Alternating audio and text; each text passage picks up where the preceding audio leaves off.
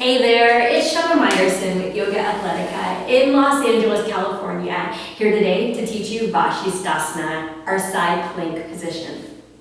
First thing that we need to know is make sure that when you do this pose, as with almost every single pose in yoga, that your shoulders are always in the back and down position, okay? This is going to protect your shoulders from a lot of trauma, stress, and sadness. So let's keep those shoulders nice and happy. Today, to start, we're going to clean off our yoga mat, and I suggest that you go against a wall, if you can, against two walls. Yes, I'm putting baby in the corner today. If you don't have walls, don't worry about it. Fake it till you make it. That's always how it goes around here. Okay, we're going to start in a normal plank position, making sure the shoulders are back and down. Not using the wall quite yet. So in my plank position, I take my feet a little wider than hip distance apart so that I can pivot my feet sideways. Now when I do this, I'm going to be on the outer edge of my right foot. I roll to the right, and the flat part of my left foot. Leaning into my right hand, which is approximately in alignment with the middle of my right foot, I take my left arm up into the air and see if I can, right here, approximate that up against an imaginary wall action.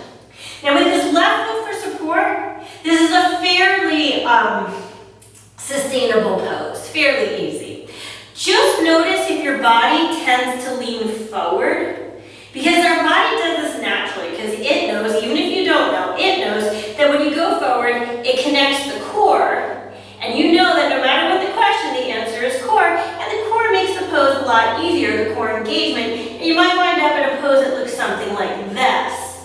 So look down your body. If you feel like there's like a V here, see if you can un-V yourself and get yourself flat against that imaginary wall.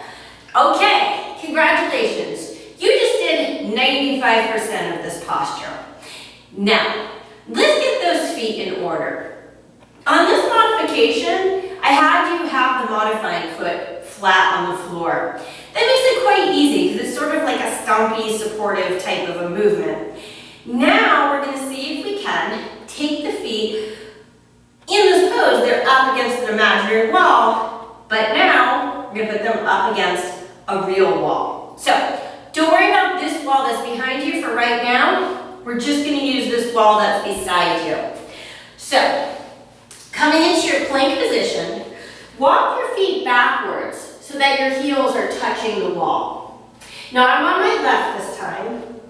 I roll to the outer edge of my left foot so it's flat against that wall. And then I take my right foot and flatten it against the same. Now, notice if your right hip, your top hip, sort of opens backwards in this pose, which is very common. See if you can turn it just enough forward that it's stacking right on top of the left. If that's not a contradiction in terms. Right on left. The good thing about being up against the wall like this is A, it teaches my feet to flex, which they need to do in this pose, but B, it makes my legs work. Because if your legs aren't working, neither is your pose. So your legs need to be straight and strong. This pose, guys, side plank, is plank done sideways. So think about all those like strong, straight lines that are going to go into the posture.